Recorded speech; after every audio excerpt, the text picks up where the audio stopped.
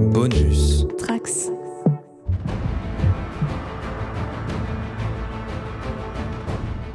Bienvenue dans le tout premier épisode de Pitch Pit. J'ai réussi à le dire sans faire de faute. Le spin-off de l'art de l'incident. Le concept du podcast est simple. Nous allons tenter de créer le pitch d'une fiction le temps d'un épisode. Pour m'aider dans cette tâche, j'ai avec moi deux des cerveaux les plus brillants que toutes les IA nous envient.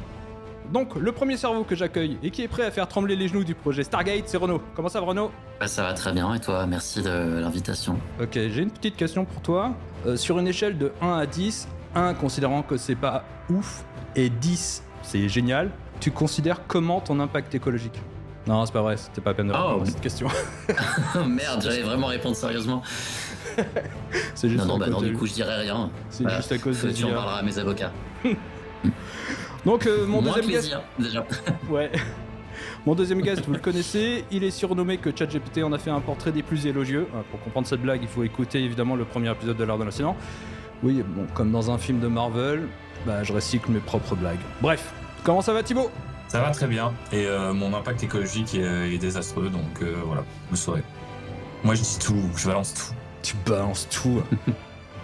Donc on va commencer par une première question, qui est une question un peu comme ça générale. C'est quoi votre média ou vecteur de fiction préféré ?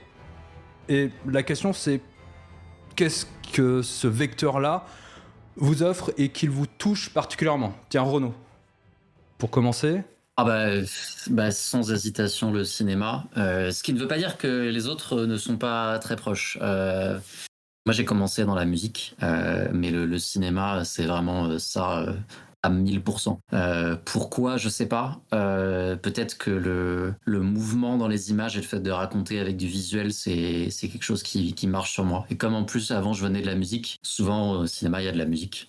Pas toujours, mais souvent il y en a. Et quand il y en a pas, parfois c'est intéressant aussi de pas en avoir justement par rapport à quand il y en a.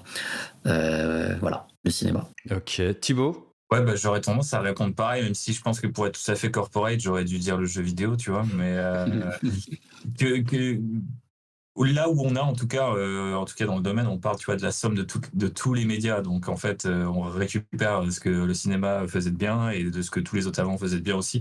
Donc, en fait, en soi, ce qui me plaît dans le ciné, ça existe aussi dans le jeu vidéo, avec une dimension et des contraintes supplémentaires rapport à l'interactivité notamment, et puis le côté, l'absence de linéarité dans quelques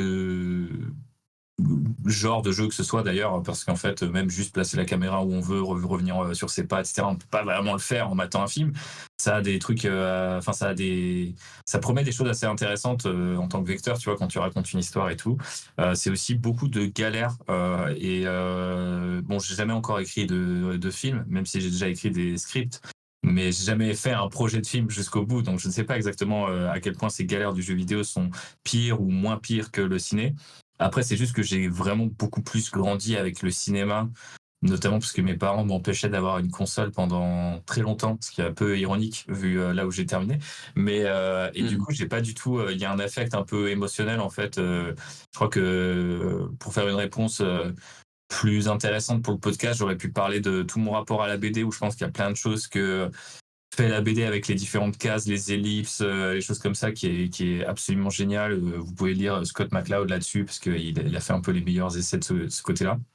Après, du coup, le jeu vidéo, pour ce que ça permet, et le fait que de toute façon, ça récupère tout ce qu'il y a avant lui. Donc ça, c'est le côté un peu aspirateur. Il a tout pris de bien chez tout le monde.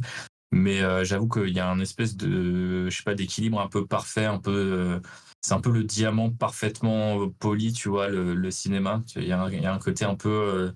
c'est la forme la plus élégante, même si au final, il y a des trucs qui fait moins bien, ou peut-être pas assez, ou même, puisque Renaud parlait de la musique, moi, j'ai jamais joué d'un instrument. J'ai jamais aussi travaillé autour de la musique, ni même été journaliste dans la musique. Donc, en fait, ça entretient une espèce de mystère un peu... supérieur pour moi, et du coup des fois ça me touche vachement plus que tous les autres médias dont je viens de parler. Donc je pense qu'il y a un mélange de qu'est-ce que tu peux faire en tant que raconteur d'histoire versus aussi quelle magie ça entretient sur toi. Enfin, je sais pas si vous voyez ce que je veux dire, je suis parti loin là. Mais voilà. Et toi David, t'es pareil, genre vraiment les trois mêmes dans le podcast, l'inutilité. Non, pas du tout. Ah ouais, c'est quoi alors toi? Toi, c'est la littérature. Non, même pas. Ah, pff, C'est le jeu de le rôle podcast. ou l'actual play. Ok, ouais, bah ouais, le jeu de rôle. La raison est bien simple. D'ailleurs, la question m'est venue parce que j'ai vu Carry On, le film sur Netflix, et je me suis dit, j'ai tellement détesté ce film que j'ai eu l'impression d'avoir perdu 2 heures de ma vie, et je me suis dit, Ouais, les est-ce gens que ont je suis détesté ce pas film. trop vieux pour ça?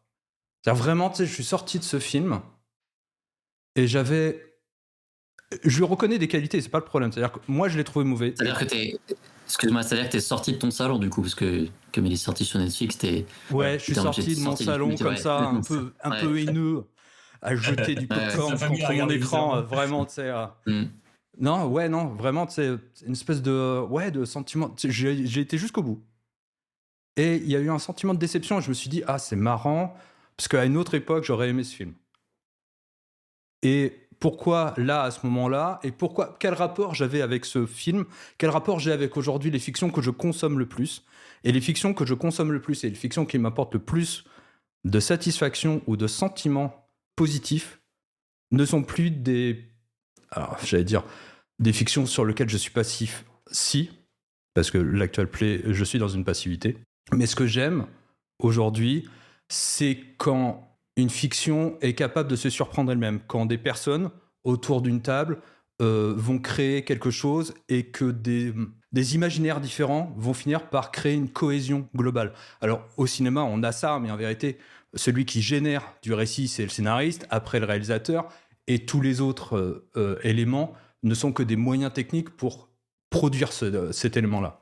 Alors que dans un jeu de rôle, que l'on soit acteur de ce jeu de rôle en MJ ou en PJ, ou en tant que spectateur de l'actual play, on est témoin de cette émergence du récit. Et j'adore ça. Je l'ai déjà dit, moi, l'une de mes meilleures expériences dernièrement de fiction, et l'une des meilleures choses que j'ai écrites, je l'ai écrite avec d'autres personnes. C'est l'une des parties de jeu de rôle que j'ai joué. Parce que elle était surprenante, parce qu'il y a eu des sentiments qui ont été provoqués en moi, que je provoquais aussi chez d'autres, et tout ça a nourri quelque chose qui nous a dépassé nous-mêmes. Et aujourd'hui, en tant que aussi, là je regarde des tonnes d'actual play, et j'adore quand, alors c'est souvent des acteurs hein, qui font des voix off, ou des acteurs, je regarde un actual play qui est Stream of Blood, avec des acteurs qui sont de la Shakespeare Company, improvisation Shakespeare Company, j'ai oublié le nom exact, enfin bref. Et il donne comme ça, il te crée un récit cohérent et avec une émergence que tout le monde attrape, quoi. Et ça, c'est génial. Et en gros, c'est aussi ce que j'essaye de faire aujourd'hui avec l'art de l'incident, c'est comment on peut créer de manière collective un récit. Donc voilà, moi, c'est assez ça. Donc c'est pas forcément le cinéma. Mais ça veut pas dire que j'aime pas le cinéma.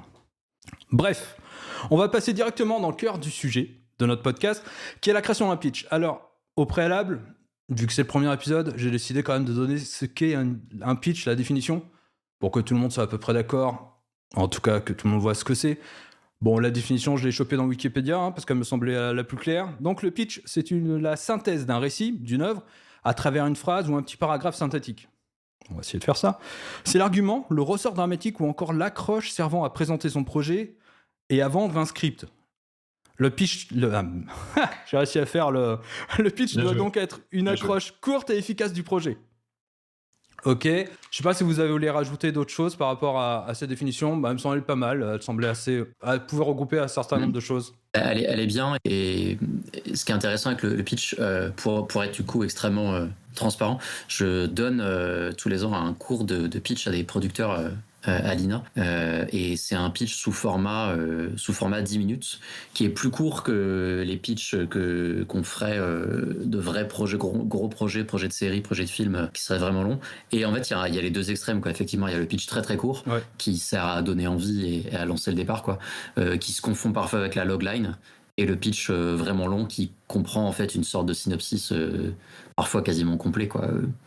d'où le fait que le terme est un peu passe-partout et peut s'adapter à différentes formes. Et par rapport à l'écriture, ce qui est intéressant et complexe aussi, c'est que, outre l'exercice de scénario complet, textuel, l'objet de travail quoi, tel qu'il existe, en tant qu'auteur, on est amené à synthétiser ou transformer de plein de manières différentes les récits. Et le pitch, ce qui est vachement bien, c'est que c'est autant un exercice de développement du projet pour l'établir que une contrainte de rassembler une histoire avec juste ça. Ouais, c'est Donc ça. je trouve ça super intéressant.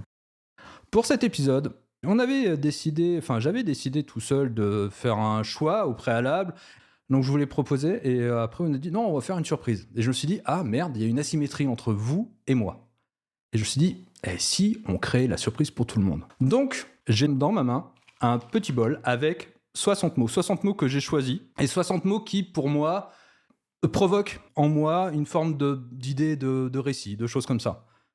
Et je vais en choisir 3 et à partir de ces 3-là, on va essayer de développer, de voir si ça évoque à chacun des histoires et si on peut produire un pitch à partir de ça. Ok. Bref, premier mot. Ok, d'accord. Pirate. Ok. Ah, Si ça le deuxième va, mot on c'est est pas mal. espace, si le deuxième mot c'est espace, on est foutu. Ouais. Je l'ai, l'espace. Non, attends. Ah oui, Deuxième, création. Ok. Ok. Retour. Donc, Retour création pirate.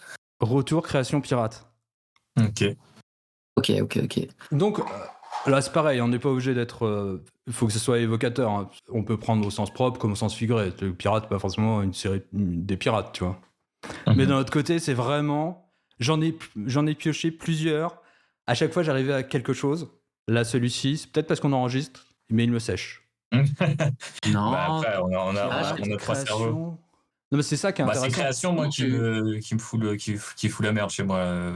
Pirate. Ah ouais, non, je sais pas. Comment tu veux procéder Bah là, on peut lancer comme ça déjà des idées, voir Ok. ce qu'on arrive à accumuler. Parce que, en fait, pirate, au début, effectivement, l'imaginaire est très vite très direct, quoi. Effectivement, je pense à des pirates. Mais quand justement tu ajoutes création, moi je pense tout de suite à des gens qui font des DVD pirates. Je pense tout de suite à ce genre de trucs, tu vois. Donc, Des bootleggers. Ouais, des bootleggers, voilà, des bootleggers. Je pense à, vous savez qu'en Pologne, pendant très longtemps, quand les films du bloc de l'Ouest étaient interdits, ils circulaient sous le manteau et c'était une seule personne qui faisait le doublage en polonais de tous les personnages et c'était une dame assez âgée et du coup il y a toute une génération qui a grandi en ayant sa voix tout le temps sur tous les films. Sans ton en plus apparemment elle faisait aucun effort et tout. Et les gens ont grandi en voyant les Gremlins et en voyant les Goonies comme ça quoi. Ouais du coup ouais, les bootleggers. Après le retour, j'ai pas encore de choses, outre que je suppose que les bootleggers qui vendent des DVD, c'est plus le passé. Mais voilà, ouais, quand j'ai vu Pirate et Création, dans ma tête, ça a fait ça. C'est puissant. Moi, j'ai juste pensé à un truc vraiment très basique, des pirates qui retournent quelque part après avoir abandonné de l'or sur une île. Vraiment le truc. Le mec qui a le moins d'imagination possible. Non, je suis pas d'accord. Bah, c'est le côté... Non, t'as raison, c'est bien. Pardon, c'est très basique quoi, par rapport à ce que tu as proposé, qui semble être déjà presque un pitch exploitable. Enfin, si on reprend l'anecdote polonaise. Mais ouais, en fait, pour moi, c'est plutôt ça qui s'est passé. Mais je crois qu'en fait, quand tu me dis pirate, j'ai vraiment le côté... soit c'est des pirates, genre vraiment sur un bateau, ou soit c'est des Lego pirates. Enfin, tu vois, du coup, forcément, c'est un peu vraiment ancré littéralement des pirates. Mais après... Oui, mais en vrai les Lego et la création, ça marche. C'est vrai. Moi, j'ai pensé à ça aussi quand il y avait Création Pirate. Je me suis dit, en vrai, genre, même le retour, tu vois, justement, genre, ok, donc c'est un film Lego, c'est le film Lego Pirate. Et le gamin, il retourne en enfance en jouant au Lego. Il se retrouve dans ses Lego et tout. C'est l'histoire du retour de la gamme pirate chez Lego, en fait. Parce que pendant un temps, elle a disparu. Et voilà. En fait, on fait des documentaires. On pourrait, ouais. Oui, c'est vrai. Il n'y a rien qui l'interdit forcément, j'imagine. Enfin, je sais pas. David, c'est toi le chef. Qu'est-ce qui te vient à l'esprit là? Moi, ce qui me vient à l'esprit, c'était l'histoire d'un retour de pirate un pirate sur le retour et la création de son nouvel équipage. Et comment comment ce pirate qui peut-être a fui l'oppression anglaise est repoussé un peu genre impitoyable avec Eastwood ou quelqu'un qui est obligé, tu vois, un vieux un vieux gars qui est obligé de reprendre un peu son activité et qu'est-ce qui reste de ça et comment il... Est-ce que ça marche toujours d'ailleurs? Est-ce qu'il en a toujours envie? Qu'est-ce qui l'a poussé à faire ça? C'est incroyable parce qu'on peut faire un parallèle tout de suite entre ce que tu disais sur le cinéma tout à l'heure et tout. C'est toi en fait. C'est le type. Est-ce que j'aime toujours le cinéma? Tiens, je vais essayer de retourner. Je vais essayer de retourner au cinéma puis on va voir si ça me parle toujours. Et sauf que là, c'est la piraterie. Exact, c'est un peu ça. C'est quoi un pirate sur le retour? Un pirate sur le retour? Mais je pense qu'à Ouais, un c'est moment ça. donné, le pirate, c'est forcément quelqu'un... Je trouve qu'il y a quelque chose qui est lié à la jeunesse dans la piraterie. Je pense qu'il y a une forme de lassitude Ouais. quand tu arrives à un certain âge. Je pense que ça t'use, la mer t'use. De toute façon, c'est souvent des gens qui sont poussés. De toute façon, quand tu vois... Enfin, la nature même des pirates, c'est des gens qui qui ont fui le fait qu'ils étaient exploités par des compagnies et qui décident de devenir pirates, quoi. Et puis, aujourd'hui, ce qui se passe en Somalie ou des choses comme ça, c'est une forme de révolte et de voir que la richesse passe devant toi et que toi, t'es le délaissé, quoi. Et je pense Quand que... tu parles de retour aussi par rapport à ça, ça me donne et par rapport à la jeunesse, moi j'ai tout de suite pensé à un type qui serait devenu soit réglo, soit corsaire, et qui effectivement à un moment dans la désillusion se dit est-ce que c'était pas plus simple quand j'étais jeune, et la réalisation effectivement de en fait je suis plus jeune du tout, et c'est soit la piraterie elle a changé, soit La piraterie, putain. soit lui il a changé quoi. Oui, la ref était terrible là, je sais. Non, mais c'est pas mal. Après, en fait, je posais cette question-là parce que je voulais vous emmener effectivement, vers la notion de corsaire. En fait, c'est toujours un truc que j'ai trouvé super intéressant de me dire, il y a des mecs qui étaient pirates, puis après, leur boulot, ça a été de chasser les autres pirates. Enfin, il y avait vraiment un côté, la Suicide Squad de la vraie vie. C'est un peu, alors on va vous acheter et votre but, c'est d'emmerder les autres pirates, mais potentiellement, c'est pas... Mais d'autant plus pour redevenir pirate après avoir été corsaire, tu vois, genre t'es là genre bon non mais maintenant je suis non faites-moi confiance, je vous emmerde plus et tout. Il y a des Parce que parcours tout le monde te déteste.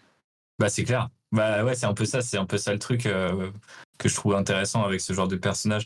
Mais sinon, pour rebondir sur deux trucs que tu as dit, David, je sais pas du tout si ça rentre dans le cadre de ce que tu avais en tête pour le podcast, qu'on rebondisse les uns sur les autres, mais du coup, deux trucs qui étaient intéressants. Donc il y avait ces trucs-là sur les corsaires.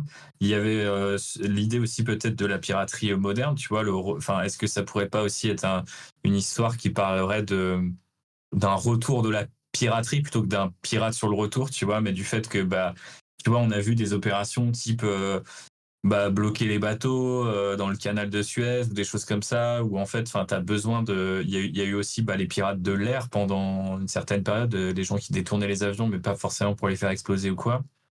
Donc je sais pas, en fait, il y a ce versant-là moderne ou de la piraterie qui pourrait peut-être revenir et qui revient en fait déjà avec tout ce qui s'est passé, par exemple, par rapport à la Palestine et tout ça. Il y a eu des opérations un peu de piraterie pour essayer de faire changer les choses. En tout cas, qui s'apparente à de la piraterie. Et sinon, pour rebondir sur ce que disait Renaud, il y a aussi effectivement le retour. Moi, je pense à un truc très personnel et je devrais peut-être pas le dire en podcast, mais je pensais arrêter de pirater des films un jour. Et de plus en plus, j'en retélécharge parce qu'il y a des paywalls dans tous les sens et je me fais avoir à signer des contrats de 6 mois sur des plateformes qui me noient de films nuls que David fuit comme la peste et qui par ailleurs, en fait, tu vois, me prennent mon argent alors qu'en fait, je sais même plus pourquoi je paye et je me retrouve à être l'espèce d'adolescent pirate fan de torrent que j'étais il y a quelques années, tu vois. Et je me demande si c'est pas aussi intéressant. Surtout quand tu sais où l'argent va, quoi. Oui. Surtout quand tu sais où l'argent va, c'est-à-dire que l'argent va pas du tout au créateur, quoi. Non, c'est ça. Du coup, je sais pas si le côté retour pour le fait qu'on nous avait promis une sorte de, tu vois, de nouvel âge d'or, t'as la culture en illimité, tu payes un truc et t'as tout ce que tu veux. En fait, c'est pas vrai. Déjà, t'as pas tout ce que tu veux. Ensuite, les trucs disparaissent. En plus, on te produit des trucs vraiment horribles. Après, il y a le côté, effectivement, tu reviens à la piraterie et puis il y a ce rapport, effectivement, avec la création, quoi. C'est de dire, ouais, mais bon, souvent, ce qu'on te dit, c'est que tu voles un peu le pain de l'assiette des gens, mais en fait, on sait que c'est beaucoup plus complexe que ça et que limite, en fait, si personne pirate non plus, les gens, certains films ou certaines séries ou d'autres risquent de disparaître, en fait, ou disparaissent d'ailleurs. s'il y a pas des gens pour les télécharger quand ils arrivent sur les plateformes de streaming et que quelques mois plus tard, ils sont squeezés par la dite plateforme. Donc, je sais pas s'il y a un truc là-dessus. Je suis parti sur très loin. Il y a un film historique, il y a un film semi-anticipation et il y a un truc beaucoup plus personnel sur notre rapport à. Je sais pas s'il y a déjà d'ailleurs des films qui traitent de ça. Enfin, je sais pas, d'ailleurs, je dis un film, mais même des histoires qui traitent un peu de. Tu vois, de cette. Non, je De crois pas. patrimoine, en fait, de préservation, ouais. Ouais. Bah, je crois pas, justement. C'est pour ça que je suis parti vers c'est pour ça que mon premier truc, c'était les bootlegs et tout, parce qu'effectivement, c'était la même pensée que toi. C'était ce rapport de plus en plus politique à une industrie qui écrase ses travailleurs, ses créatifs. L'argent va dans la poche des tech, des compagnies de tech, quoi. Spécifiquement pour ces productions-là. Je parle pas du tout de tout ce qui est plus indé. On est en podcast, on n'est pas en vidéo, mais là il y a une énorme bibliothèque avec plein de films, mais il y en a plein là-bas aussi. Genre, j'achète énormément de formats vidéo. Mais non, mais ouais, j'ai carrément. Enfin, et en fait, quand tu dis que c'est très personnel, je trouve que c'est aussi très politique, quoi. Et qu'est-ce que la piraterie, si ce n'est un acte de révolte politique en soi? Est-ce qu'on peut... Là, on a fait plein de thèmes, plein de choses. Est-ce qu'on peut essayer d'en choisir un et essayer de créer vraiment une histoire avec? Ouais, bien sûr. Moi, j'aime bien l'idée des bootleggers. Ok. Il me semble que ça parle... Ça a l'air assez personnel pour chacun de nous. Et je pense qu'on peut combiner tout ce qu'on a dit. Enfin, justement, le côté, tu disais, le type qui revient à la piraterie, après l'avoir fait avant et tout, genre ce que tu disais toi, ça peut tout à fait être intégré dans l'idée d'un bootlegger. La première chose qui me vient, moi, c'est Watchmen avec l'histoire des pirates en parallèle, mais... Ouais. J'ai pensé tout à l'heure ouais, aussi quand tu as commencé à tirer les mots, j'allais dire les cartes. Non, mais moi j'aime bien aussi cette idée-là. Après, le seul petit bémol que j'aurais, c'est le côté bootleg. Il fait très années 80-90. Enfin, je sais pas, j'ai un peu peur que ça s'inscrive encore dans ce truc de ouais, c'était mieux avant, la petite VHS que t'allais chercher, t'enregistrais ton film, etc. Et du coup, j'aurais trouvé ça intéressant de déporter ça aujourd'hui, tu vois. En fait, non, je pensais, quand je disais bootlegger, je pensais Complètement. plutôt le mettre aujourd'hui, parce que j'aime bien l'idée. Alors, c'est sans doute très récent, mais effectivement, ce retour à la piraterie, c'est-à-dire il y a eu quand même un âge d'or, 2000, 2010, Ouais. puis après l'avènement des plateformes, avec leurs offres, où on s'est dit, tiens, peut-être que... Et puis cette culpabilisation aussi, Adopi, et ainsi de suite. Aujourd'hui, on voit que le prix Netflix va encore augmenter, enfin en tout cas, il augmente aux États-Unis, et ça devrait arriver bientôt en France, j'imagine. La cheatification aussi de leur plateforme. Ouais, c'est à ça que je pensais tout à l'heure. Et le fait que le film que tu veux voir, tu le mets de côté, tu te dis je le verrai plus tard, et quand tu veux le voir, tu l'as plus. Ouais. Et que tu finis en plus, moi pour acheter beaucoup de Blu-ray et ainsi de suite, c'est-à-dire que tu finis par préférer avoir ton format physique et te dire tant pis, je l'ai acheté, je le regarderai plus tard, ou je vais le regarder et quelque part il m'appartient parce que j'ai cette jouissance de pouvoir l'utiliser en permanence, de pouvoir le regarder. Et j'ai comme ça des films de John Woo aussi qui sont pirates sur une clé USB quelque part. Parce qu'ils existent pas. Ouais. Enfin, même s'il y a il y a une boîte qui les a rachetés récemment, mais on ne sait pas ce que ça va en devenir et tout. Par rapport à ce que tu disais là aussi, que je trouve intéressant, c'est parce que du coup, ayant moi un abonnement, je pense à peu près toutes les plateformes de Mubi à Netflix, c'est le côté censure. Un truc que Disney a beaucoup fait en remontant des films, en corrigeant des trucs et tout, et toujours avec cette question du patrimoine, en fait, de la préservation. Et il y a ça que je trouve intéressant aussi dans l'idée d'un personnage qui ferait ça aujourd'hui, c'est essayer de conserver des choses ou alors d'aller contre une certaine censure, quoi. Genre, politiquement parlant, si on parle des États-Unis, on n'est pas dans un méga kiff là maintenant. En termes de censure, ils sont quand même plutôt pas mal. C'est qu'ils sont dans une bonne lancée là depuis 4 jours, 5 jours, ça fait que 5 jours je crois. 4 jours aujourd'hui. Et donc il y a ça aussi, je pense, il y a le côté en fait vous avez pas conscience, mais il y a des œuvres qui parlent de tout ça et on est en train d'essayer de vous les cacher. Et moi je veux vous les montrer, en fait il y a peut-être un truc aussi là-dessus à creuser, je sais pas. Okay. Ouais, ce serait intéressant. Donc on va bâtir une histoire là-dessus. Donc ça serait une personne qui pirate. Est-ce qu'on raconte son retour à la piraterie, c'est-à-dire, je sais pas comment narrativement tu peux raconter ça, à vrai dire, son dégoût ou la nécessité. Pourquoi il le ferait? Pourquoi on le fait d'ailleurs? Comment revenir ou pourquoi? Comment tu peux raconter, comment tu peux créer un événement, une situation où tu te dis, ce gars tout d'un coup se dit, j'y vais. Pourquoi ce film est là? Parce que ça dit aussi tellement beaucoup de choses aussi de notre de notre envie de consommation, de la manière dont on est incité à vouloir voir à proprement tout le temps des choses. Mais bah, du coup, peut-être c'est le troisième mot que tu as tiré qui pourrait nous donner une solution. Moi, le premier truc auquel j'ai pensé, en fait, c'est des films qui deviendraient un film ou une œuvre qui aurait disparu de ces plateformes de streaming parce que d'ailleurs petit aparté mais pour le jeu vidéo c'est la même problématique en fait la disparition du format physique elle est même d'ailleurs beaucoup plus rapide que du côté vidéo et en fait et on a la même comment dire récemment il y a eu un peu la même prise de conscience de en fait du coup les jeux ne nous appartiennent pas même quand on les achète sur Steam etc par exemple mais bref je pensais vraiment à un truc tu vois qui aurait disparu de ces plateformes-là, qui est redécouvert et qui du coup devient un hit, mais un peu à l'ancienne, enfin, c'est-à-dire sous le manteau. Et du coup, notre personnage, il se retrouve à devoir en fait imprimer toujours plus de disques ou que sais-je. Mais ça me fait penser à des trucs, à des succès entre guillemets relativement récents, qui sont aussi un peu liés au diktat des plateformes, quoi. Tu vois, je pensais à, tu vois, The Substance, par exemple, qui a été lâché par Universal et qui s'est retrouvé sur une autre plateforme. Mais du coup, il y avait vraiment un truc de genre, c'est devenu un méga hit, en tout cas, un espèce de phénomène culturel, même si ce mot est un peu faisandé, quoi. Mais, et pareil, pour dans la musique, il me semble que quelqu'un comme Chapel Roan, genre vraiment, ces morceaux, ils avaient 4 ans et c'est juste qu'ils n'avaient pas été bien promus. Et en fait, d'un coup, quelqu'un les remet dans un disque qui fait de la promo et machin, et ça explose et ça devient le numéro 1 des charts. Est-ce que ce serait pas l'histoire de quelqu'un qui a fait un film qui s'est fait complètement défoncer par Netflix, tu vois, en mode ça n'a pas été promu, ça a disparu, ça a quitté la plateforme. Et des années après, en fait, il pense toujours que ce film est un énorme banger et donc il faut le faire découvrir à des gens et là cette fois ça marche mais ça peut être au lieu de 4 ans plus tard comme l'exemple que je citais là c'est genre 20 ans plus tard et tout le monde est limite plug à Netflix avec une puce dans le cerveau enfin je sais pas Renaud lève la main donc je vais arrêter de parler il va avoir une crampe.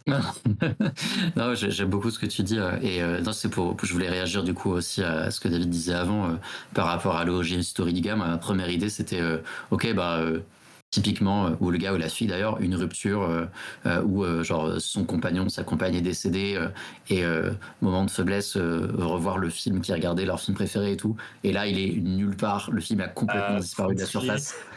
Ouais. Et ça...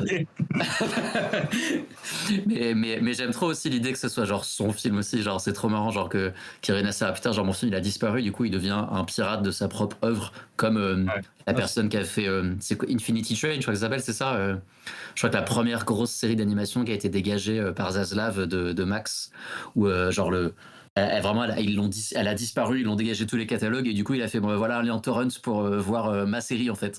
Ouais. Ah bah c'était arrivé aussi à notre ami commun Phobos qui m'avait dit elle téléchargeait une émission c'est il y a longtemps mais c'était la première émission sur le cosplay en mode un peu Top Chef etc et en fait il y avait le producteur de cette émission qui a dit un jour qui est débarqué dans CDM en mode mais comment tu regardes la série parce qu'en fait elle est passée une fois aux États-Unis et ça a bidé tu vois et elle fait bah je télécharge et en fait après elle tapait la discute avec le mec il était en mode ah bah c'est trop cool parce qu'en fait on se rend compte que bah, en fait, plus de gens l'ont vu en téléchargement que, entre guillemets, sous forme légale, et c'est ce qui fait continuer à... Ça s'appelait Heroes of Cosplay, je crois. Je pense que ça va pas continuer derrière. Mais du coup, je trouve ça super marrant, l'idée de... Bah, c'est ton propre truc, et surtout, en fait, j'ai lu cet article, j'ai oublié le nom et de l'auteur et du média, mais c'était un article qui est sorti entre Noël et Nouvel An, là, sur Netflix, qui raconte un peu toute l'histoire de Netflix, et qui parle de plein de trucs comme ça, de genre plein de gens qui se sont fait avoir, notamment de cette phase dans les années 2010 où ils ont acheté... Enfin, ils ont financé énormément de films indés, pour s'acheter une street cred et qu'en fait du coup ils les ont jamais promus et quelques années plus tard ils ont un peu discrètement évacué ces trucs là de leur plateforme en fait et en fait quand les gens aujourd'hui veulent les voir bah ils sont plus sur les plateformes et il y a des créateurs qui s'en sont rendus compte parce qu'on leur a dit genre mais ton film il était pas sur Netflix et en fait tu vois ils avaient pas signé de contrat enfin tu vois de fin de contrat etc enfin c'est des trucs vraiment obscurs et je me dis ça ne peut que s'empirer vu le virage corporatiste qu'on est en train de vivre fasciste qu'on est en train de vivre. Je sais pas comment on dit. Mais du coup, je me dis, ça serait trop. Enfin, ça pourrait être un peu une comédie, bon, un peu noire, mais le côté, le mec, il arrive à. Enfin, je sais pas, t'arrives en maison de retraite, tu dis, bah, au moins, je pourrais mater avec tous les vieux, je vais leur montrer que j'ai fait un film sur Netflix, et là, le gars ou la nana, il n'y est plus le film, tu vois. Et c'est l'histoire d'un type ou d'une nana qui fait tout pour le refaire connaître, quoi, lui donner une seconde vie, je sais pas. Mais ce qui serait marrant, Je pars c'est loin, là. qu'il le retourne lui-même. C'est-à-dire que son film a disparu. C'est comme celui les personnes qui ont tourné ouais. Bad Girl, où ils ont aucun rush, le film a disparu, et le gars décide en pirate, c'est-à-dire le troisième mot c'était création, de recréer ce film. Ouais, effectivement, pourquoi pas. Mais il n'y avait pas eu cette histoire-là avec Snyder, que la Snyder Cut, il avait volé des rushs chez Warner. Et du coup, il avait les rushs et il continuait de poster sur des réseaux sociaux en disant je travaille sur les FX et tout machin, et que ça les a un peu obligés à dire putain, en fait, vu que le mec se met en scène, on va être obligé de faire quelque chose, quoi, tu vois, avec ça. Je sais pas si c'est vrai, C'est possible. mais j'en dis Je sais pas si c'est vrai, effectivement. Par contre, c'est vrai qu'il a tourné des scènes en plus dans son jardin, enfin devant chez lui, genre la toute fin de la Snyder Cut, qui est une scène qui n'a aucun lien avec le reste du film. Ouais. Qui est dans l'espèce de futur de Nightmare à la con là, tourné vraiment et devant chez lui après le reste quoi. Mais ouais, effectivement, il y a un peu de ça, ouais. Il y a un peu de ça. Du Ça coup, le pourrait film être parle de des Zack Snyder. morceaux. Ouais, c'est ça. Non, mais du coup, si on veut je sais pas si c'est nécessaire, mais c'est vrai que ça pourrait à la fois parler de censure et juste de disparition pure et simple, pas forcément lié à un contenu. Mais c'est vrai que ça pourrait être aussi, en fait, il est que sur cette plateforme-là et il est tronqué un peu en mode version, c'est comme quand tu mates les films dans les avions, tu vois. Ouais. Et donc, Oui, carrément, il doit retourner des scènes qui n'existent plus et il retrouve, je sais pas, avoir tout un team-up avec aussi de vieux acteurs et de vieux. Et du coup, la scène qui a été coupée, c'est la scène où il y avait sa crush de l'époque ou son crush de l'époque. Toi, t'es en train de faire une comédie romantique, mais non, c'est pour le biplot. C'est pour le biplot. Ah ouais, non mais j'aime bien. Non mais moi j'aimais bien même en A-plot. Hein. Ouais. En fait, il retourne un film, mais ce qu'il gagne, c'est à la fin, il gagne pas contre Netflix, mais il gagne l'amour, tu vois. Il gagne l'amour, ouais, exactement. Ouais. Bah ouais, c'est ça. Mais peut-être que pour le film initial, c'était déjà un film pour conquérir sa belle, tu vois, ou son beau. Ouais. Exactement. Peut-être que pour lui, c'est le moyen, tu vois. Le retourner, il y a une dimension affective qui est de dire, si je retourne ce film, c'est aussi pour reconquérir. Et peut-être qu'au final, il ne reconquérit pas la personne qu'il veut, mais il fait ce film qui, au final, marche. Ouais, ça peut être dans les deux sens. En tout cas, il y a un truc, enfin, je fais une parenthèse, mais il y a un truc que j'ai toujours trouvé souvent mal fait. En fait, il y a plein de films qui parlent d'autres films. Et je pense là récemment, un film que j'avais bien aimé, enfin, récemment, c'est plus si récent, mais The Fall Guy, où il y a, du coup, ce qui parle sur les cascadeurs. Et en fait, je trouve que le faux film, en fait, c'est grillé que c'est pas un vrai film. Enfin, ça se moque un peu de Snyder, etc. Mais je trouve que c'est toujours dommage dans les films quand ils se prennent pas au sérieux de ce point de vue-là. Et je pense que si aujourd'hui je devais écrire une histoire qui parle de ça, je ferais en sorte que limite il y ait deux pitchs et que le pitch interne, le film lui-même, il fonctionne comme un vrai film. Parce qu'en fait, il faut comprendre pourquoi les gens auraient envie de le voir.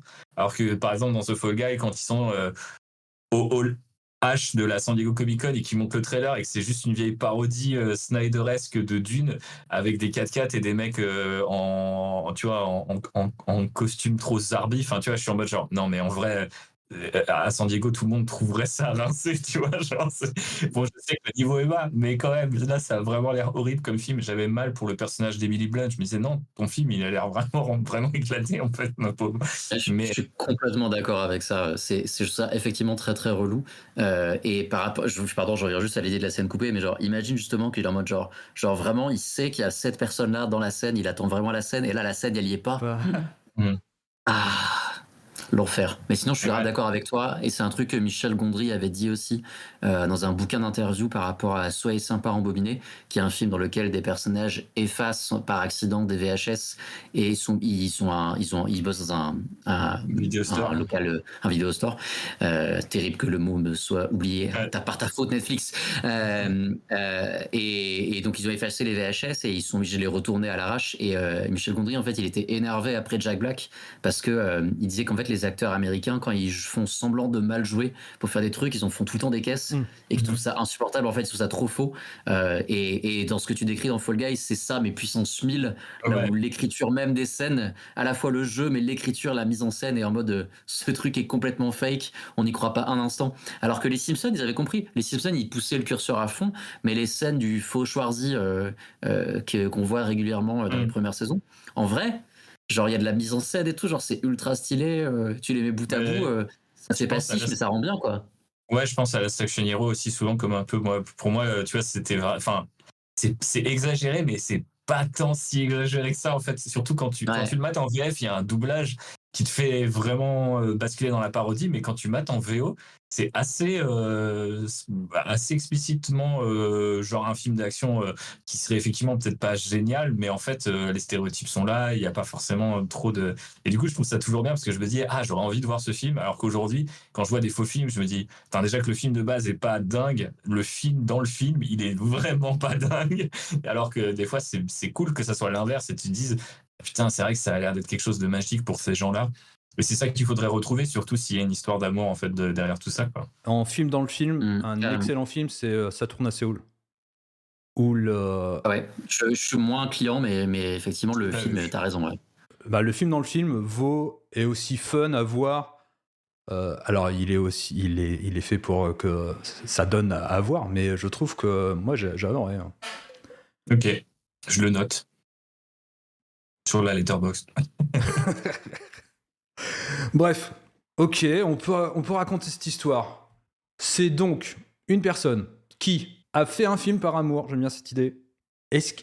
J'aime bien aussi l'idée de la scène où il essaye d'inviter la personne qu'il voulait et il découvre qu'il n'y a pas la scène qui lui permet de renouer avec cette personne. Et dans ce que j'avais comme idée, c'est mettons par exemple que la personne en question, c'était quelqu'un qui bossait avec lui sur le film, de quelqu'un dans le crew. Donc c'était, je sais pas, potentiellement on va dire la personne qui était à la perche. J'aimerais bien la scénariste. Ouais, elle est la scénariste. C'est la scénariste. Et, Parce que de voir sa scène coupée, en plus de voir son film tronqué, oui. lui peut être le réalisateur et se dire bon ok dommage, mais je pense que ça va être encore plus frustrant et impactant quand t'es le scénariste qui te dit merde putain c'était ma meilleure scène peut-être. Je suis grave d'accord, mais c'est pas la même chose que par rapport à ce que du coup on n'est pas sur la même idée dans le sens où moi ce que je voulais dire c'est que lui en fait à ce moment-là dans le présent il est seul et il veut revoir en gros genre admettons que c'est la scénariste du coup et que elle n'est pas dans le film mais qu'à un moment genre une actrice qui les plante pour une scène et donc bah vas-y genre on a pas le choix en fait genre toi tu joues la scène quoi et à ce moment-là il était déjà très amoureux d'elle blablabla donc c'est la seule scène où elle apparaît et longtemps après avoir coupé les ponts tu vois il veut revoir le film et tout il le met il le loue sur je ne sais quelle plateforme un truc encore pire et il découvre que la scène n'existe plus et il comprend pas et il est genre mais est-ce que j'ai rêvé et tout genre et donc l'idée c'est à la fois genre effectivement genre veut retrouver le film pour le montrer à des gens peut-être qu'il a été appelé par un festival et qu'il veut le montrer et qu'il il y a pas la copie qui existe et tout il faut de quoi faire la scène et en même temps il dit putain faut que je retrouve cette meuf parce que je veux retourner la scène mais je veux la retourner avec elle et retrouver son amour aussi quoi. Alors j'ai une variante mais en plus plombé qui est la personne dont la scène a été coupée est morte et il essaye de renouer peut-être avec des images de synthèse tu vois jouer avec cette question de l'IA d'intégrer cette fausse personne et de voir qu'en vérité il ne renouera jamais et que c'est peut-être le parcours de son deuil à lui le récit. C'est devenu super dark d'un coup, mais j'avoue que ce serait super intéressant à raconter. Après, c'est peut-être moins. C'est moins pirate, hein, par contre. Oui, c'est moins pirate aussi, c'est-à-dire on perd la piraterie. Et ouais, surtout si tu pars du principe. Après, si c'est une autre forme de piraterie, hein, les IA, ne l'oublions pas. Mais du coup, c'est la piraterie inversée, quoi. C'est un peu le plus proche des corsaires par rapport à le torrent, parce que si la piraterie c'est le torrent, tu vois. Mais bon. Je sais pas. Après, ouais, Renaud proposait aussi tout à l'heure quelque chose d'un peu plus dark aussi par rapport à ça, par rapport au fait que tu veux retourner, enfin, tu regardes ce film parce que il y a cette personne dedans. Après, il faudrait peut-être plus réfléchir un peu au côté trajectoire, c'est-à-dire La scène, c'est cool. Retourner les scènes, je trouve c'est sympa, mais je trouve que limite, ce qui est le plus dur aussi dans un premier temps, c'est d'imaginer que tu fais le tour des plateformes et en fait, ton film, tu te rends compte qu'il n'existe plus et tu essayes de le trouver en physique et tu le trouves pas et tu peux avoir limite un espèce de première partie de l'histoire où on a un personnage qui court après un truc qu'il a créé et pour peu qu'il ait divorcé, que quelqu'un ait quitté sa vie, qu'il ait voulu tout balancer les DVD si quelqu'un est mort ou que sais-je, et en fait, t'as plus de... Tu vois, potentiellement, même chez toi, quand c'est ton truc, enfin, j'ai écrit des bouquins et j'ai un volume de chacun de ces bouquins, mais si ma maison brûle, je ne les possède plus. Donc, du coup, peut-être ça pourrait être intéressant, tu vois. Alors déjà, si jamais ça arrive, j'en ai un donc de tes livres, donc Merci. si jamais voilà, t'es vraiment dans la galère, je pourrais te le filer, même si bon, c'est quand même le mien, donc peut-être je te le vendrai. Et deuxième chose, du coup, pour revenir à la piraterie par rapport à ça, est-ce que ça peut pas être intéressant justement de monter un équipage pour faire un casse en fait, pour réussir à voler en fait les copies qui existent les rushs existants, tout ça, et ce qui part de là en ok, je vais faire ça pour tous les potes. On va voler tous les rushs de tous les gens qui ont perdu leur montage. Je vous balance tous vos director's cut. David Ayer, t'es là et tout, genre, elle est là ta cut de Suicide Squad. Je suis là pour toi, mon bro. Et peut-être ils font ça et en fait, il y en a pas, il y en a plus. Ah non. C'est peut-être ça qui fait qu'il faut refaire le film. Potentiellement. Tu m'as vraiment détruit là, vraiment. C'est trop dark. Ouais. les gens ils sont morts, les films ils sont plus là. Non, mais si vous vouliez repartir sur le côté refaire la scène, tu vois, c'est à ça que je pensais. C'est dire le mec qui se dit bon bah ok, je suis plus sur les serveurs et tout, mais je veux dire si je vais au studio de l'époque, je vais les retrouver et ils s'infilent dans le putain de truc et en fait les mecs sont en mode bah non frérot, genre ça a cramé dans l'incendie de telle année ou genre ou en fait ça a envoyé à tel musée et personne n'a jamais entendu parler de ce film là derrière quoi. Ouais, où il a juste quelqu'un qui a décidé de vider son disque dur. Hein. Et il peut à cette place. Oui, complètement. Et ça me fait penser par rapport à la piraterie aussi, ça peut être aussi du chantage au studio. Pour le coup, des vrais actes de piraterie, c'est les moments où tu as les disques durs avec les films et les clés et tout qui circulent d'un lieu à l'autre. Genre en mode, ok, c'est l'avant-première et tout, on amène les fichiers au cinéma et tout, le gros film Marvel. Et c'est là qu'en fait que la piraterie intervient en mode genre, on braque le camion, on se barre avec. Qui permet de faire du chantage en mode genre je vous ai piqué le dernier Marvel, rendez-moi la copie qui vous reste de mon film dans votre camion. Ouais, c'est pas mal, ouais. C'est beaucoup d'idées éparses, pour le moment je vois pas toutes les connexions entre elles. Bah, c'est pas mal de péripéties sur la trajectoire de comment tu récupères ton film si tu as besoin de le faire. Après, moi, j'aimais bien le côté un peu plus système D, plus canal alternatif de genre, en fait, faire chanter les studios, finalement, pourquoi faire enfin, ils vont pas bouger, ils changeront pas. Alors que si j'arrive à récupérer ou à retourner mon film et que ça devient... C'est un vrai truc, entre guillemets, qui est en train de se passer aujourd'hui, quoi. Il y a des trucs qui sont tués parce que ça rapporte pas d'argent de les emmener jusqu'en salle, quoi. Ou en tout cas, même ça rapporte plus d'argent de flinguer le film que de le tourner ou de le publier. Ouais. Quoi. C'est aussi je disais faire chanter le studio parce que c'est eux qui auraient la copie, tu vois. C'est pas en mode j'élimine le truc, c'était juste par rapport à ça. C'était pas ça élimine pas en fait l'autre élément que tu dis. Ouais, ok, ouais, c'est vrai que les deux pourraient se combiner. Ouais, du coup, bah ouais, je sais pas, mais enfin, ça me fait aussi penser à ces jeux-là qui étaient enterrés dans le désert parce que ça coûtait moins cher de les foutre. Enfin, en gros, ça faisait des économies de stock et après, quelques années plus tard, les gens, ils ont sorti du désert des jeux E.T. extraterrestres, etc. qui étaient... c'était plus que ça, hein. C'était presque devenu une légende et il a fallu attendre 20 ans pour qu'il déterre les jeux pour qu'on sache que c'était pas une légende, quoi. C'est-à-dire qu'Atari avait décidé vraiment d'enterrer ces jeux dans le désert. J'ai pas du tout la ref, mais alors vraiment pas du tout. Il y a un film documentaire, je me demande s'il est pas sur Netflix d'ailleurs, mais sur ça. Et je crois que c'est un scénariste, je sais plus comment il s'appelle, Zach Pence, il me semble, qui a fait ce film en fait. En gros, la référence, c'est dans les années 80, il y a eu un jeu vidéo E.T. qui était pour Atari. Le jeu était nul et le studio a décidé de l'enterrer dans le désert. Et personne n'a pu imaginer que ça puisse être le cas. Et il y a genre 5 ans, à peu de choses près, ils ont été déterrés, ces fameux jeux. Et donc il y a vraiment eu des jeux qui ont été enterrés dans le désert pour les faire disparaître. C'est dingo. Et aussi parce que du coup, ne pas les garder en stock était plus avantageux financièrement parlant, plutôt que d'avoir des jeux que tu ne vendrais jamais et qui couleraient sur les étagères, quoi. Bah, de toute façon, juste garder des choses en stock dans un entrepôt, ça te coûte de l'argent parce que ça prend de la place pour autre chose. Donc de toute façon, il faut bien que tu t'en débarrasses, quoi. Tu sais déjà que tu vends pas ce jeu parce qu'il a été fait en 5 semaines et que les parents ramenaient les jeux en disant mais c'est quoi cette merde, et ça a créé un standard aussi pour le jeu vidéo sur. Enfin, du coup, il est bizarrement, difficilement respecté, mais entre guillemets, c'est un des premiers débats sur le fait que qu'est-ce que tu peux attendre d'un jeu, entre guillemets, tu vois, parce qu'à l'époque, c'était en mode, ok.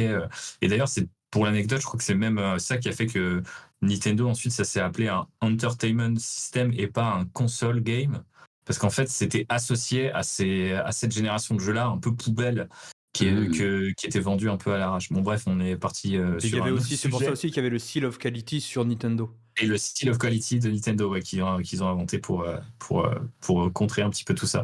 Mais du coup, je trouve ça intéressant. En fait, j'aimerais bien un peu ce même genre d'histoire. Sauf qu'en fait, là, il y a plus de copie physique. Enfin, on est dans un monde où t'as même plus besoin d'enterrer les trucs dans le désert. Non. Tu supprimes juste un truc et c'est extrêmement brutal sur un disque dur. Et c'est violent pour tous les gens qui ont taffé dessus, etc. En fait, je sais pas, je pense que effectivement, le Bad Girl, tout ça, c'est fou, quoi. Enfin, tu dis, t'as des années. Dans ce que tu dis là, en vrai, genre, même si c'est pas aussi réaliste, l'image, elle est incroyable parce que pour le coup, un pirate, une chasse au trésor. Ouais. Il y a quand même le truc de, ok, genre la dernière copie, bon, bah là, elle est à tel endroit, on avait enterré tout un tas de trucs et genre. Ouais, je sais pas, genre, effectivement, genre, ouais, non, on les a plus. Elle est sur le disque dur d'un ancien président de Warner qui est genre un hospice, tu vois, genre. Mais non, mais j'aimerais bien. Ouais, en tout cas, le côté course au trésor après le film, c'est un bon truc pour raconter cette histoire-là. Et en plus.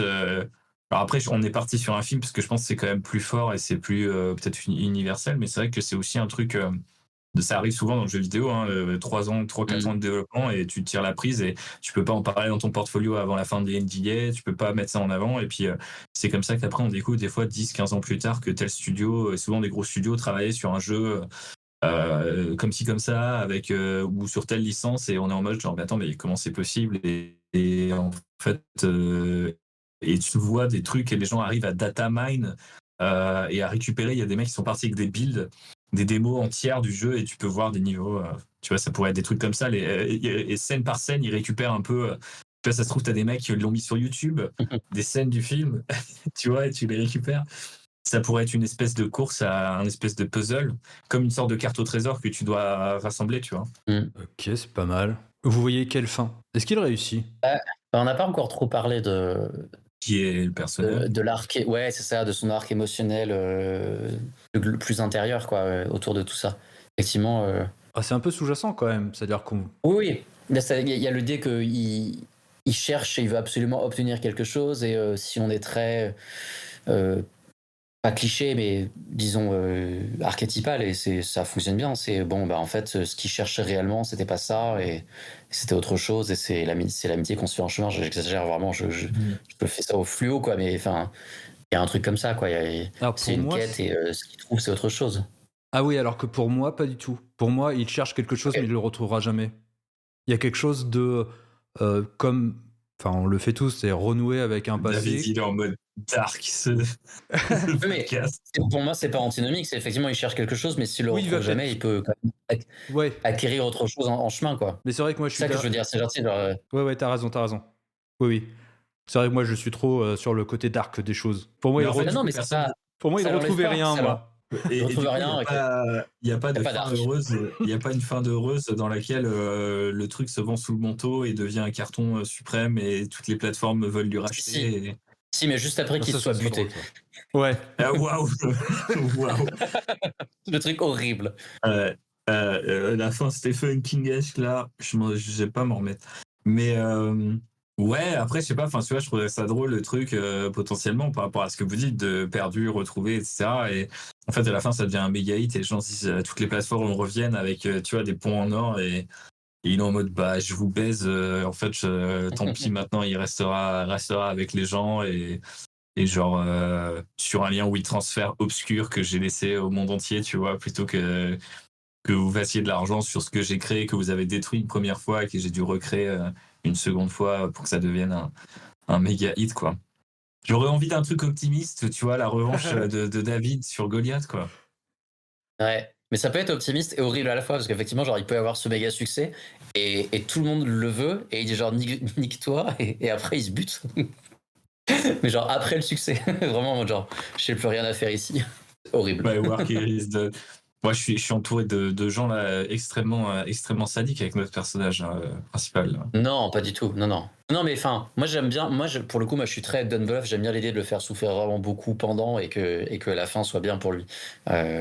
Mais après, je suis pas opposé à l'idée de faire souffrir quelqu'un à la fin. Tant pis, tant pis pour lui. On l'appellera. Comment il s'appelle? On l'appellera Job. On sera très très subtil. Donc la fin, il tourne son film, il réussit à retrouver les éléments de son film. J'aime bien l'idée de effectivement qu'il reprend petit à petit chaque scène, à chaque endroit. Il va peut-être au studio d'effets spéciaux qui avait peut-être des éléments de trucs. Il retourne chez les studios qui avaient peut-être certains rushs. Peut-être que il y a des rushs comme ça qui traînent un peu partout. Comme ça fait un chemin un peu. Et ça peut être une lettre d'amour à chacun de ces artisans du cinéma, tu vois, David. Waouh, une déclaration d'amour.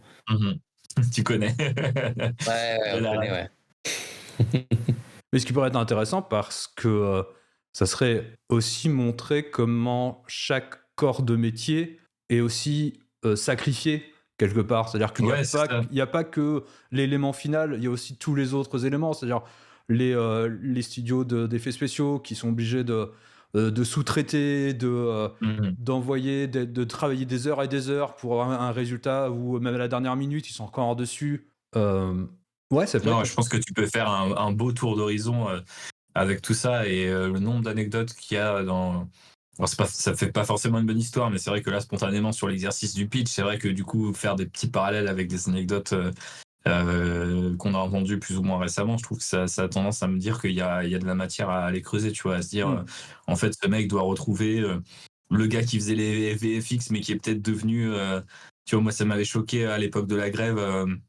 Une nana qui travaillait sur la série Daredevil, mais qui était Uber, tu vois, genre en mode pour faire ses heures et pour faire vivre sa famille. Tu te dis, mais à quel moment, quand tu as travaillé sur la plus grosse série Marvel ever, en tout cas à l'heure actuelle, t'es Uber driver parce que t'arrives pas, pour arrondir les fins de mois, ça me paraissait vraiment. Je pense que la pire, c'était un gars qui était scénariste sur The Bear et le jour où la saison 1 gagne le prix aux Golden Globes, il venait de se faire refuser un entretien d'embauche dans un Target. Il était en galère, quoi. Non, par contre, aussi par rapport à ce que tu disais sur les artistes et tout, ça me fait aussi penser à un article que j'avais lu vachement bien sur Don Bluth et comment il avait monté au sein de Disney, en fait, avec les jeunes artistes, un espèce de club le week-end où il réapprenait l'animation parce que il y avait eu une perte, en fait, de formateurs et de formation par rapport aux anciens et par rapport aux nouveaux. Et du coup, à un moment, genre, il disait qu'il regardait un film et il y avait un effet sur une lumière. Et en fait, il demande, putain, mais comment il a fait ça? Et le gars, il dit, en fait, plus personne sait. Genre, vraiment, on n'a pas conservé la trace de comment on avait cette technique. Et du coup, bah, elle n'existe plus. On sait pas comment ça se faisait, quoi. Et c'est exactement la même chose dans le jeu vidéo qui est en train de se passer en ce moment avec tous les licenciements. Ouais, bien sûr. Ouais. Il y a des mecs qui reviennent sur les trucs, et notamment aussi quand il y a des remasters de jeux et tout. En fait, si t'as plus le gars qui l'a fait, des fois, il y a des mecs qui ont codé des trucs ou qui ont fait des trucs et on comprend pas comment ils ont fait. Et t'ouvres le master code et tu fais en fait, je comprends pas. Et oui, il y a de la perte de compétences, en fait, qui serait aussi une manière intéressante de voir le truc, tu vois. Surtout dans la tête des gens, enfin, en tout cas, du grand public, je dis pas ça méchamment, mais tu vois, t'es en mode, bah, en fait, on progresse sans cesse. Donc, si tu veux refaire un film qui est perdu, c'est ultra facile.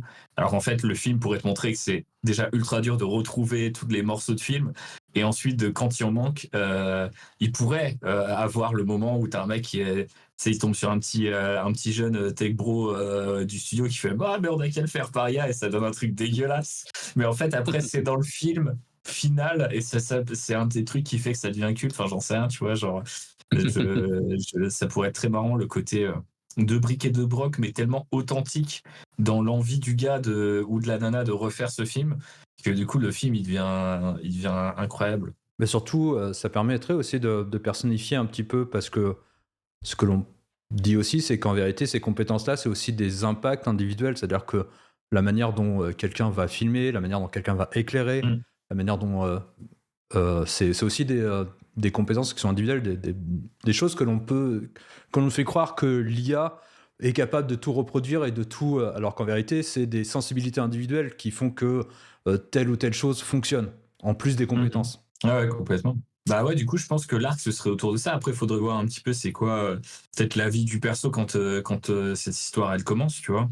Ouais, j'ai une idée pour ça. Les gars, il y a une étude qui est sortie il y a quelques jours qui montrait les chiffres en France de qui fait le cinéma et tout. Et ça montrait que il y a énormément de premiers films et il y a très très peu de deuxièmes films. Autrement dit, il y a beaucoup de gens qui ne réussissent à faire qu'un seul film et qui après n'y arrivent plus et qui se réorientent.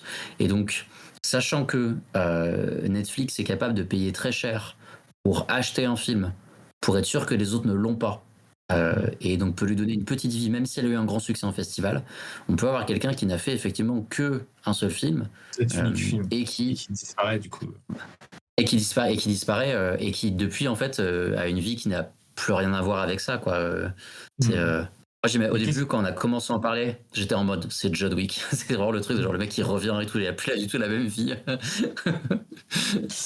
Il descend dans sa cave, il pète le sol, et là, il y a le rush de base, et en fait, c'est la pellicule. Non, il pète la cave et il y a une caméra.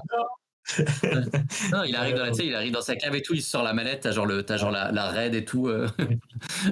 Ouais, bah après, ouais, c'est cool ça, j'aime bien en tout cas, et ça correspond pas mal au profil de beaucoup de gens qui sont cités dans ce fameux article sur Netflix. J'essaie de te le renvoyer. Ouais, parce que je l'ai pas lu et je suis hyper Ah ouais, non, il faut vraiment que vous lisiez, c'est super bien. C'est sur vraiment toute l'histoire et de comment en fait c'est des escrocs. Enfin, en fait, c'est un peu un article à charge, mais pour le coup, il y a plein de références et enfin, c'est sourcé quoi. Mais le gars, il part du principe que ça a toujours été des escrocs, c'est des escrocs et ça sera toujours des escrocs, tu vois. Et très bien. parce qu'à la base, ça a été lancé enfin Netflix, je sais pas si les gens le savent, mais en fait, ils envoyaient des DVD aux gens. Enfin, c'était un service d'abonnement comme ça. Et bon, bref. Donc, il parle de ça et tout. Et du coup, je trouve ça assez génial. Tout le côté, comment la tech s'est emparée de ce sujet qu'est le cinéma, tu vois, et comment ça a empoisonné beaucoup de choses dans les rapports de force. Ce qui est un peu ce dont notre histoire a l'air de vouloir parler spontanément. Donc, je pense que l'article pourrait être intéressant. Mais ouais, au-delà de ça, j'aime bien l'idée de. Ça allait être ton gros moment. C'est Netflix qui a mis v'là le pognon pour ton film. Et en fait, un jour, tu te réveilles et en fait, ce pognon t'a permis de vivre, pas d'en faire d'autres, mais t'a permis de vivre, donc t'as pas trop le seum. Et par contre, un matin, t'allumes Netflix pour montrer ça à quelqu'un et en fait, il y a plus le film et ils t'ont pas prévenu et c'est la croisade du mec ou de cette nana d'ailleurs qui repart à la recherche de ce film-là, tu vois. Et s'il y a un biplot sur le fait de reconquérir aussi un amour perdu, je trouve que c'est marrant. Et puis je pense que ça peut amener tellement d'humour le côté, tu sais, le côté situationnel de retrouver les gens du film et de se dire ah bah ce truc-là je l'avais fait avec David Balsamo, c'est sûr ce mec il doit être je sais pas lead visual artiste chez ILM et en fait le gars il sert des frites au domac, tu vois, enfin et c'est un peu mais c'est là qu'on retrouve le côté pirate dans l'aspect qu'on n'a pas évoqué directement. Ouais. Exactement, voilà, exactement. L'équipage, c'est exactement ça, quoi. Et là, du coup, on revient sur le truc choral de c'est des gens qui se complètent, c'est lui en fait qui l'a, et je pense qu'il est peut-être peut-être qu'actuellement il est quelqu'un d'assez effacé, genre, ou alors c'est un leader pourri, genre il est manager dans une boîte et tout, et genre il a aucune autorité, et en fait il redécouvre qu'avant, genre il savait diriger une équipe, quoi. Il savait être capitaine. Ouais, un gars qui se fait écraser, quoi, au départ. Ouais, carrément. Ouais. Et puis, C'est ça le métamorphose, ça, tu vois, genre. ouais, et qui redevient quelqu'un. Sa trajectoire, c'est tu redeviens, tu te retrouves toi-même, quoi. Ok. Ouais, c'est ça, ouais. Et peut-être effectivement, dans ce cas-là, le film n'est pas retrouvé, en tout cas, il n'arrive pas à ce qu'il voulait exactement avec le film, mais que lui, il se retrouve, quoi. Ouais, c'est ça. possible. Et puis, vu qu'il regroupe en gros toutes les personnes qui étaient autour de ce film, et ben c'est là où il commence à construire les scènes qui manquent pour arriver à finaliser ce projet-là, quoi. Et comment lui, en tant que capitaine, a fini par donner en gros l'allant. Ouais, j'aime bien. Beaucoup plus positif que tout ce qui se passe dans ma tête, en tout cas. Ouais, en tout cas là, il est en train de mettre du baume au cœur là, ce film là, cette histoire. En tout cas, j'ai envie qu'elle existe maintenant. Mais ouais, ce serait joli que ça se passe comme ça, ouais. Ça peut être beau la vie quand même. Hein. Bref, on revient sur le sujet. On va essayer de conclure quand même, de donner peut-être un bref résumé. Quel serait le pitch et quelle serait presque l'idée directrice si on a un producteur en face de nous là? Quel est l'argument choc qu'on lui sort pour dire ce projet-là, publiez-moi, je vais en faire un film. Ok, ça c'est dur. Je pense qu'il faut lui poser une question et qu'à passer en mode Don Draper. Il faut aller à la Mad Men, genre aller le chercher lui dans les sentiments Exact. Et je pense qu'il. Ouais. Alors après, non, c'est terrible parce que aller faire les sentiments, je serais allé direct vers le biplot de genre la personne qui l'a perdu et le film n'existe plus. Mais en vrai, aller directement sur le film, ce souvenir d'enfance, cette chose que tu as perdue, que tu retrouveras jamais. Je déblatère, coupez-moi parce que vraiment je pars dans n'importe quoi là. Non, mais c'est plutôt vrai, quoi. Après, moi, j'aurais tendance à axer plutôt sur le côté, mais c'est compliqué d'imaginer que tu vas convaincre un producteur en parlant de ça.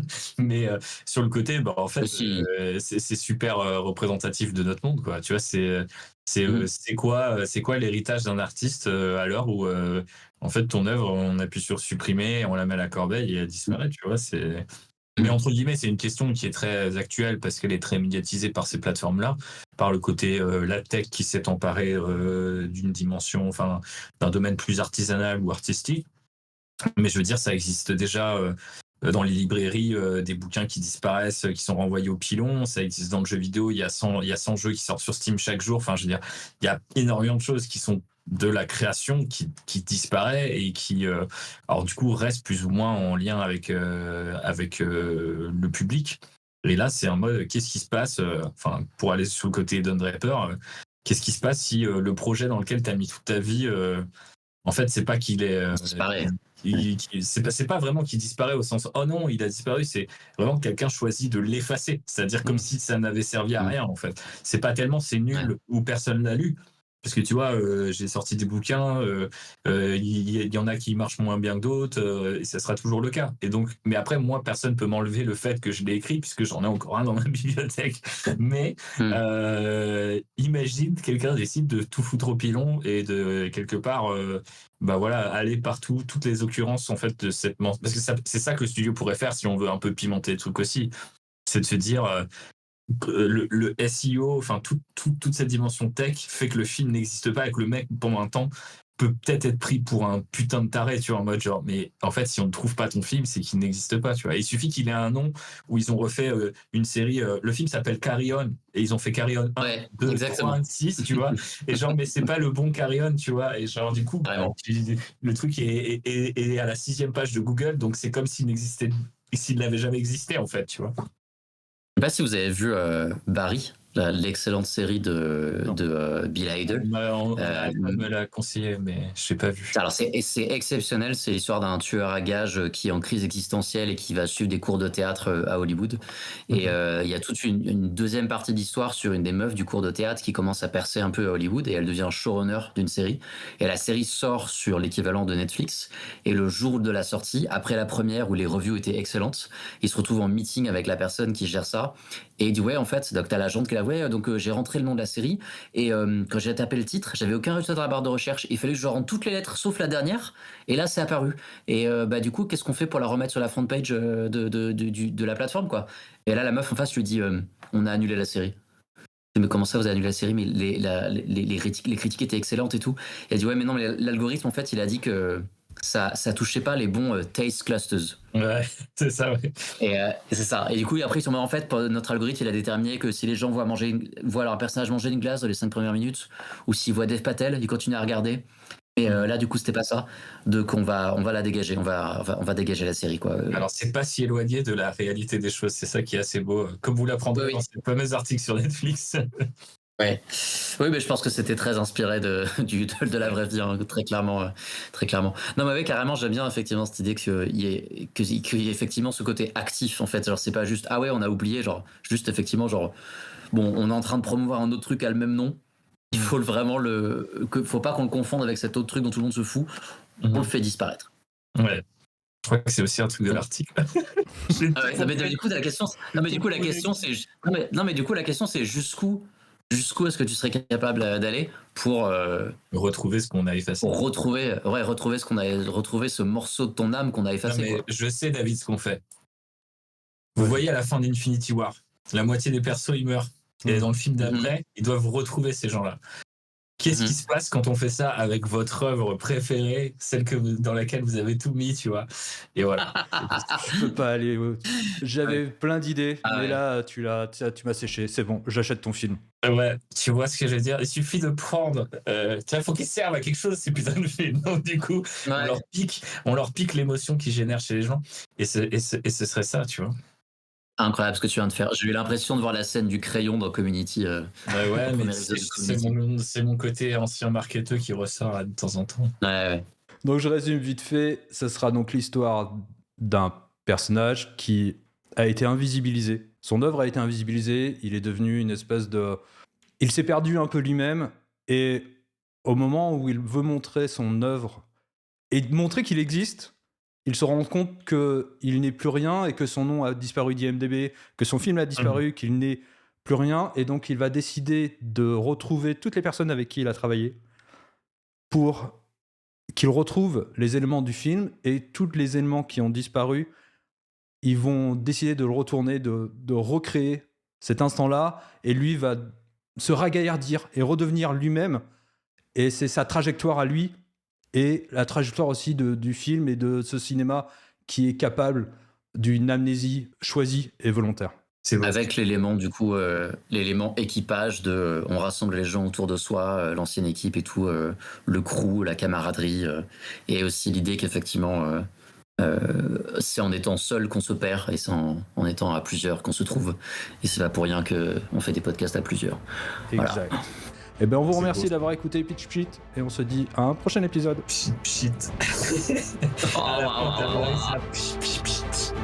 Ça flingue.